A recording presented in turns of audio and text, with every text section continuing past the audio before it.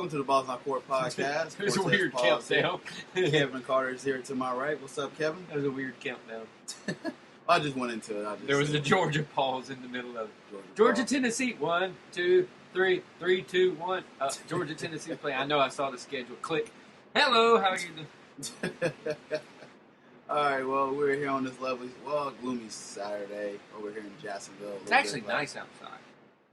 Well, not this It's morning. just gloomy, but it's still nice outside. It's not raining, overcast, still a little warm.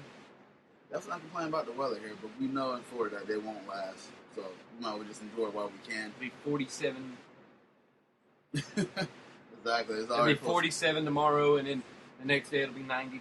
Right. That's how Florida weather is. It's supposed to be raining again next week, is what I saw. Yeah, it was supposed to rain for the game last week, too. We saw what happened there. Yeah, we was in a heat wave and sweating out fluids that we didn't have in us, but it is what it is. Or the wrong fluids we had in them. Yeah, that too. So we enjoyed that. It was free. We can't complain.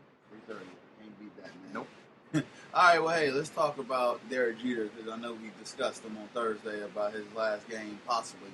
But, now it is, because he's not going to play. Well, it was his last game at shortstop at Yankee Stadium. So it was his last game where he's going to play a full game in a full role. And it was his last game at Yankee Stadium. He's playing, I think, today and tomorrow, he's playing DH, or he's going to do DH at Boston, which is cool because he wants to give the Boston fans the time to be able to, because they're going to be respectful of him. Even though they hated him before, they'll still be respectful of what he's done. Right. That's the one thing about Boston is when it comes to baseball and stuff like that, they appreciate people that do it the right way. If this would have been A-Rod retiring or something like that, they'd have booed the shit out of him and everything else. But because of who it is, they'll give him a standing ovation when he comes up the bat. And even in the bench yesterday, they were still chanting Derek Jeter, and he was sitting on the bench. Very classy of Boston. So walk us through that the last innings or so. And Did you think it was going to happen any other way? that was, Did you really think that it was going to happen any other way? Stars lined up for him, didn't it? And then, in the top of the night, you could tell it was getting to him because everybody was chatting and everything. You could see him making some weird faces, and everybody's like, "Is he going to do it? Is he going to do it right there? Oh, no." And then you watch those home runs go over to tie the game, and he's like, "Son of a!" But then you knew, as soon as the home runs went over, you knew something was going to happen in the bottom of the ninth because he was coming to bat third. So you were like, something's going to happen. Somebody's going to get on that base, or he's going to hit a home run, or he's going to hit a walk-off in some way. And sure enough, guy bunts the first batter over to second, and then Jeter comes up. Does it in a way that represented his career. Not a home run, but a sharp base hit in between second. And that's his career summed up right there. He never was flashy, never did the big thing. Always showed up when he needed to, and he was always clutch. And then that hit was the way everybody would have wanted to see it. Yeah, I agree. It was pretty cool to see. I'm not much. Luckily, we turned the TV on to watch that part. Yeah, it was good timing, I guess. But we weren't watching the blowouts that happened on Thursday night football. Now. Yeah. We were watching that. Instead. Yeah, I mean, this is history, so regardless of if you're a baseball fan or not, it's pretty cool to see this. I kind of figure who's been in the game for 20 years. Watch him play at home in Yankee Stadium, his last home game, and just walked out the way he did. So it's impressive. It was good for the fans that was there who had cheered him on for many, many years. His nephew getting to tip his cap to him. It was awesome, and kudos to Jeter, and awesome for Boston for when he goes there and they're actually cheering his name and everything like that. It shows that they are. Well, that game comes on here in a little bit, so I may want to go and turn it on just to see his first at bat. Right. Because he'll probably be batting second, and he'll probably come up and they'll probably give him a big round of applause.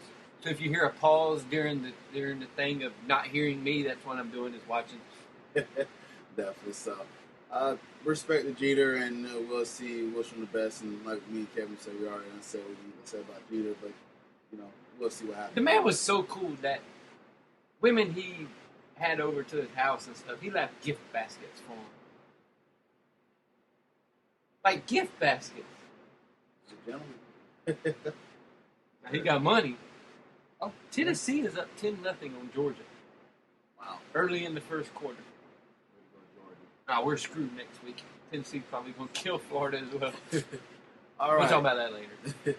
All right, let's move it on here. You can tell that the NBA is near and here, and it's NBA Media Day. 5 teams. This is part 1 of our 19-part series of NBA Media Day, brought to you by Cortez. That's right. So we have the Brooklyn Media Day. We had the Brooklyn Nets, the Cleveland Cavaliers, the Miami Heat, the Sacremento Kings, and the San Antonio Spurs. We partake in these activities on Friday. Media Day. And as I'm excited because Media Day for me means that basketball is really, really close, and I'm very excited. All these guys did was dress up in their uniforms, take pictures, and talk to guys in microphone. And this guy over here is going... And I can't be more excited because basketball is right around the corner. I'm happier than a kid in a candy store. So believe me, I know that basketball is around the corner. But we're going to discuss some of the little headlines here. Well, to overtake some of the media, Rajon Rondo, broken wrist. He was taking a shower, slipped. Yeah, we all know what he did. And broke his hand, and is projected to be out 6 to 8 weeks. And we already know Boston is not as good looking as they are right now as far as rosters. They're rebuilding too. I mean, Boston should have got rid of him when they had the chance. He's an injury-prone dude. You slip and fell in the shower and broke your wrist or broke your hand by slipping and falling in the shower. You know, I'm 37 years old, and you know how many times I have slipped in the shower? 0. I have never once slipped in the shower. Drunk? No, I've never slipped in the shower. This is a team that has... And he broke his hand. Yeah. In the shower. We all know what he was doing. I don't want to think about that, but... He hit the sink. Hopefully, this man broke his wrist, and now he's out. He's out for 6 to 8 weeks, and as we know, Marcus Smart will probably be the starting point guard. I would assume Rajon Rondo never going to get his job back. Either that, or they go ahead and move Bradley back to the point guard. So, but yeah, you would think that because he's been off-season rumor that he wanted to be traded anyways, and then he come out and say these reports are false.